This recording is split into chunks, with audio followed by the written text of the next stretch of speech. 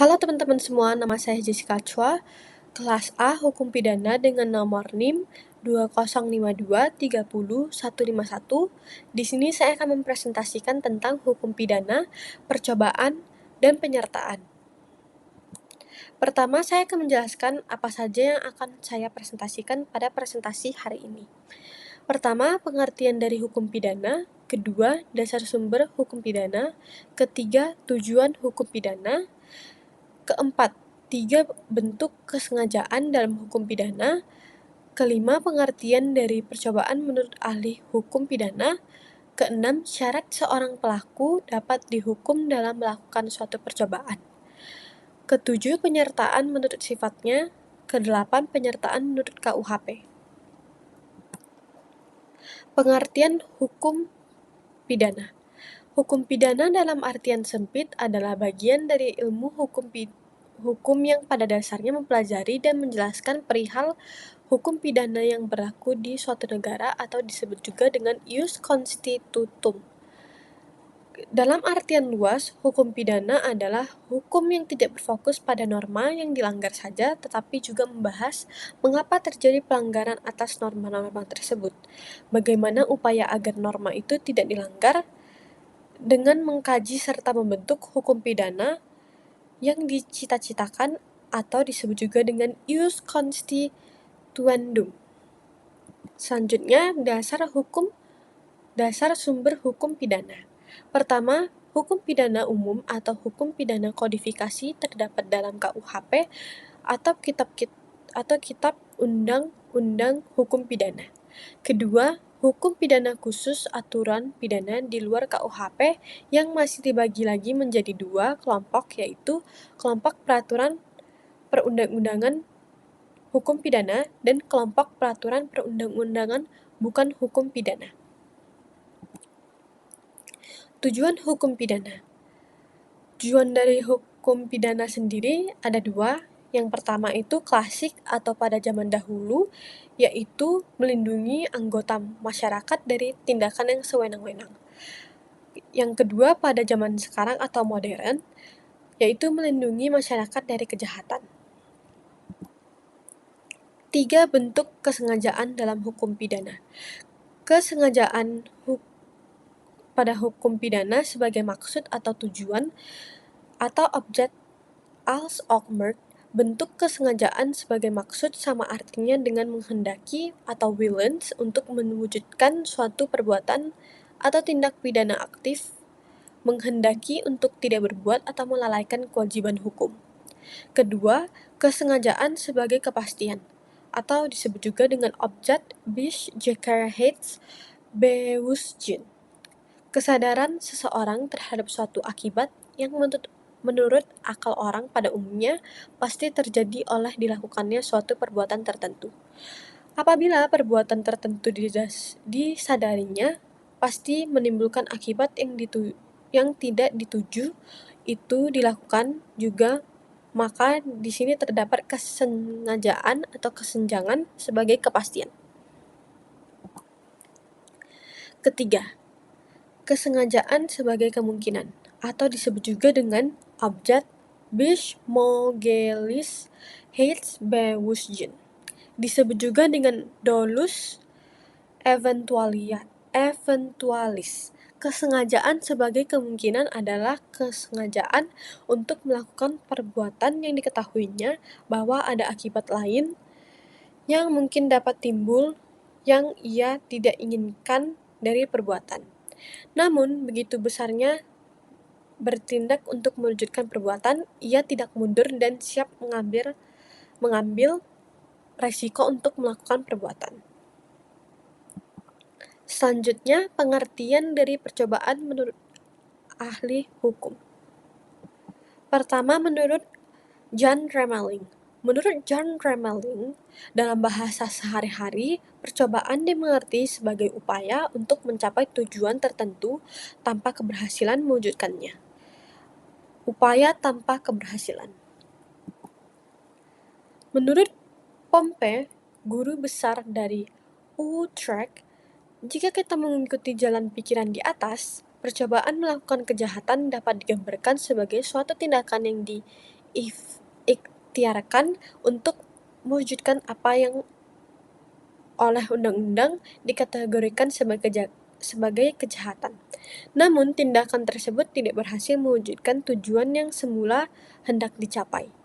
Syarat bagi percobaan yang dapat dikenai pidana, seperti yang dituntut oleh undang-undang, adalah bahwa ikhtiar pelaku harus sudah terwujud melalui rangkaian tindakan permulaan dan bahwa tidak terwujudnya akibat tindakan tersebut berada di luar kehendak si pelaku.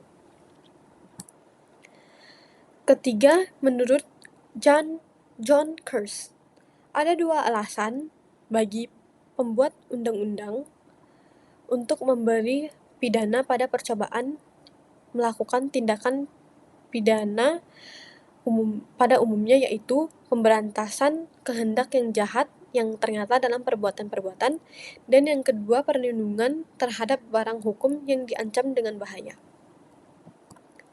Selanjutnya, syarat seorang pelaku dapat dihukum dalam melakukan suatu percobaan.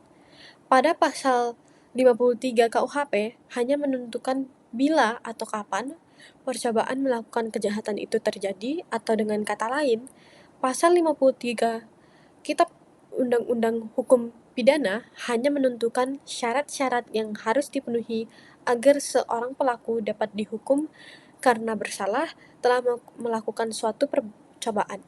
Syarat-syarat tersebut adalah adanya niat atau kehendak itu, kedua, adanya permulaan pelaksanaan dari niat atau kehendak itu, dan yang terakhir, pelaksanaan tidak selesai semata-mata bukan karena kehendak dari pelaku. Penyertaan menurut sifatnya. Pertama, bentuk penyertaan berdiri sendiri adalah mereka yang melakukan dan yang turut serta melakukan tindakan pidana. Pertanggungjawaban masing-masing peserta dinilai sendiri-sendiri atas segala perbuatan yang dilakukan. Kedua, bentuk penyertaan yang tidak berdiri sendiri adalah pembujuk, pembantu, dan yang menyuruh untuk melakukan tindak pidana tersebut. Pertanggungjawaban dari peserta yang satu digantungkan pada perbuatan peserta lain. Apabila peserta satu dihukum, maka yang lain akan dihukum juga. Penyertaan menurut KUHP. Penyertaan diatur dalam pasal 55 dan pasal 56 KUHP atau Kitab Undang-Undang Hukum Pidana. Berdasarkan pasal-pasal tersebut, penyertaan dibagi menjadi dua pembagian besar, yaitu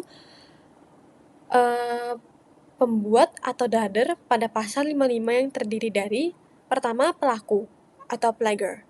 Pelaku adalah orang yang melakukan sendiri perbuatan yang memenuhi perumusan delik dan dipandang paling bertanggung jawab atas kejahatan itu. Kedua, yang menyuruh melakukan atau doen plagier. Orang yang menyuruh melakukan atau doen plagier adalah orang yang melakukan perbuatan dengan perantaraan orang lain, sedang perantara itu hanya digunakan sebagai alat. Dengan demikian, ada dua pihak, yaitu pembuat langsung atau manus ministra atau auctor physicus, dan pembuat tidak langsung atau manus domina atau auctor intellectualis. Selanjutnya yaitu penganjur atau utileker. Tetapi sebelum itu saya akan menjelaskan unsur-unsur dari doen plagier atau yang menyuruh melakukan. Pertama, alat yang dipakai adalah manusia. Kedua, alat yang dipakai berbuat. Ketiga, alat yang dipakai tidak dapat dipertanggungjawabkan. Sedangkan hal-hal yang menyebabkan alat tersebut atau pembuat material tidak dapat dipertanggungjawabkan adalah bila ia tidak sempurna pertumbuhan jiwanya pada pasal 44, bila ia berbuat karena daya paksa pasal 48, bila ia berbuat karena perintah jabatan yang tidak sah pada pasal 51 ayat 2, dan bila ia sesat atau keliru mengenai salah satu delik. Selanjutnya, bila ia tidak mempunyai maksud seperti yang disyaratkan untuk kejahatan yang bersangkutan. Selanjutnya, ketiga yaitu penganjur atau witlocker. Penganjur adalah orang yang menggerakkan orang lain untuk melakukan suatu tindak pidana dengan menggunakan sarana-sarana yang ditentukan oleh undang-undang secara limitatif, yaitu memberi atau menjanjikan sesuatu, menyalahgunakan kekuasaan atau martabat, kekerasan, ancaman atau penyesatan dengan memberi kesempatan, sarana atau keterangan pada pasal 55 ayat 1 dan ayat 1 angka 2. Keempat, yang turut serta atau orang yang turut serta atau disebut juga dengan Monday Plagiar. Monday Plagiar menurut MVT adalah orang yang dengan sengaja turut berbuat atau turut mengerjakan terjadinya sesuatu. Oleh karena itu, kualitas masing-masing peserta tindak pidana adalah sama. Syarat adanya Monday Plagiar adalah pertama, adanya kerjasama secara sadar. Kerjasama dilakukan secara sengaja untuk bekerja sama dan ditunjukkan kepada hal yang dilarang undang-undang. B. Atau yang kedua, ada pelaksanaan bersama secara fisik yang menimbulkan selesainya delik yang bersangkutan.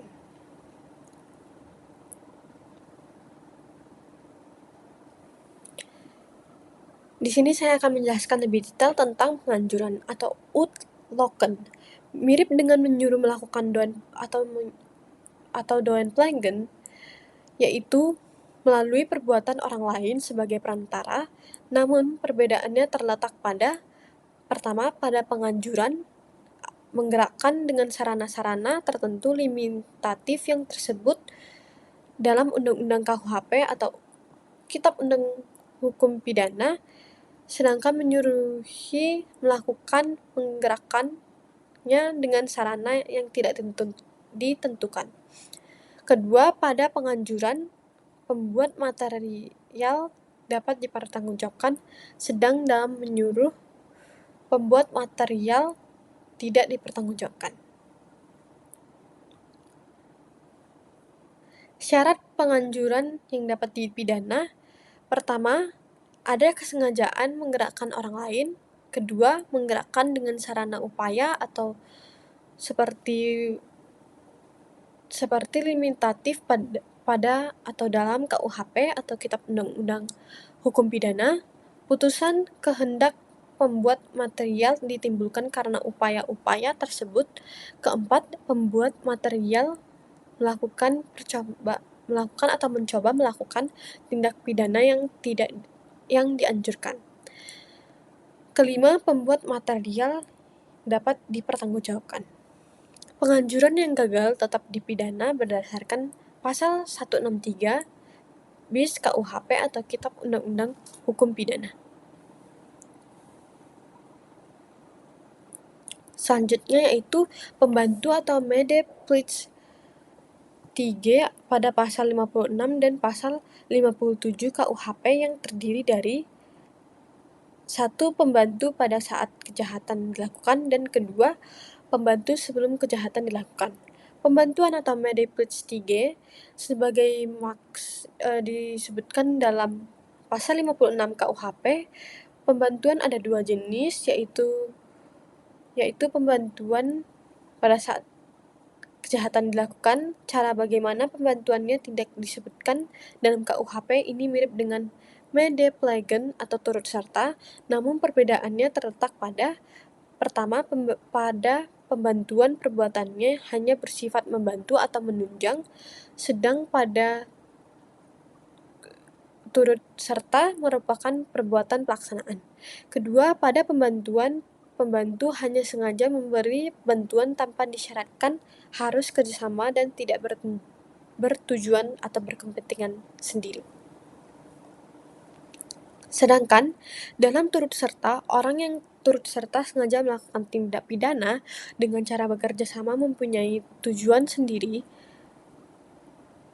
Pembantuan dalam pelanggaran tindak pidana Pasal 60 KUHP.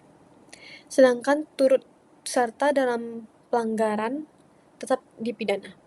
Maksimum pidana pembantu adalah maksimum pidana yang bersangkutan dikurangi sepertiga, sedangkan turut serta dipidana sama. Yang terakhir yaitu pembantu sebelum kejahatan dilakukan, yaitu yang dilakukan dengan cara memberi kesempatan, sarana, atau keterangan. Ini mirip dengan penganjuran atau whitelocking. Perbedaannya pada saat niat atau kehendak. Pada pembantuan, kehendak jahat pembuat material sudah ada sejak semula atau tidak ditimbulkan oleh pembantu, sedangkan dalam penganjuran, kehendak melakukan kejahatan pada pembuat material ditimbulkan oleh si penganjur. Sekian presentasi dari saya. Terima kasih.